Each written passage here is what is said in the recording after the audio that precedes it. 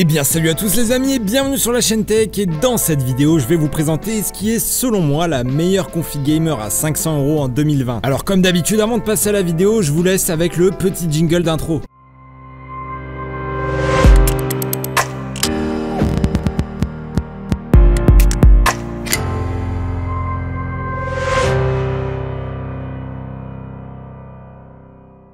Donc les amis, dans cette vidéo, on va voir ensemble composant par composant une config gamer qui va vous permettre de jouer à pas mal de jeux, vous allez le voir. Comme d'habitude, si la vidéo vous plaît, je vous invite à mettre un gros pouce bleu et à vous abonner à la chaîne, voilà, ça me fait super plaisir les gars. Allez, on bascule sans plus attendre sur la config, et pour le processeur, j'ai choisi un modèle de chez AMD, le Ryzen 2600. Alors ce Ryzen 2600, il est cadencé d'usine à 3,6 GHz et il est basé sur une puce gravée en 12 nanomètres. Mais vous devez sûrement vous demander pourquoi je n'ai pas choisi le Ryzen 3600. Et bien tout simplement parce que en gaming, les deux modèles vont être assez proches en termes de performance, et on va donc venir privilégier le Ryzen 2600 qui est beaucoup moins cher que le Ryzen 3600. En plus de ça, les deux modèles, ils ont le même nombre de cœurs physiques et logiques, et ce qui va donc principalement les différencier, c'est les performances de chaque cœur qui seront un peu meilleures sur le 3600. Alors pour la carte graphique les amis, je suis parti sur une RX 580 de chez AMD, et cette carte c'est sans doute ce qui se fait le mieux actuellement en termes de rapport performance-prix dans le milieu de gamme. Donc pour environ 150 €, on aura ici un modèle qui assure en 1080p sur à peu près tous les jeux, et qui sera même capable de faire tourner pas mal de jeux en 1440p. Donc voilà, je trouve que c'est quand même plutôt correct pour un PC gamer à 500 €. Alors il faut savoir que cette RX 580, elle est disponible en deux versions, donc une version qui embarque 4 Go de VRAM et une version qui embarque 8 Go de VRAM, et moi je vous conseille de prendre la version avec 8 Go de VRAM pour des meilleures performances en jeu. Alors ici je vous ai choisi le modèle de chez Saphir, tout simplement parce que c'est l'un des modèles les moins chers et qui fait très bien le taf en termes de refroidissement. Alors pour la carte mère les amis, j'ai pas voulu trop investir, tout simplement parce qu'on est assez limité en termes de budget, et j'ai donc choisi une carte de chez Gigabyte, la B450M-DS3H. Donc les amis, cette carte c'est une carte micro ATX, qui signifie qu'elle est plus petite que les autres, mais elle fait quand même parfaitement le taf pour des tâches de base. Après voilà, elle embarque un peu moins de connectique que les cartes mères habituelles, mais ça posera pas de problème dans la majorité des utilisations. En plus de ça, Gigabyte c'est une excellente marque de carte mère, et donc vous aurez aucun problème de fiabilité sur les années à venir. Alors pour la mémoire vive, c'est pareil, j'ai pas voulu trop investir dans la mémoire à haute fréquence, et donc je suis parti sur une seule barrette de 8 Go de RAM en DDR4 à 2400 MHz. Donc pour un PC gamer à 500 €, c'est tout à fait correct hein. Alors à la base, je voulais prendre 2 fois 4 Go de RAM en DDR4, mais malheureusement ça coûtait plus cher, et c'est également plus dur à faire évoluer qu'une seule barrette de 8 Go, et donc je me suis rabattu sur une seule barrette. Alors les amis, pour le stockage, j'ai choisi de partir sur 2 disques de stockage, donc un premier SSD de chez PNY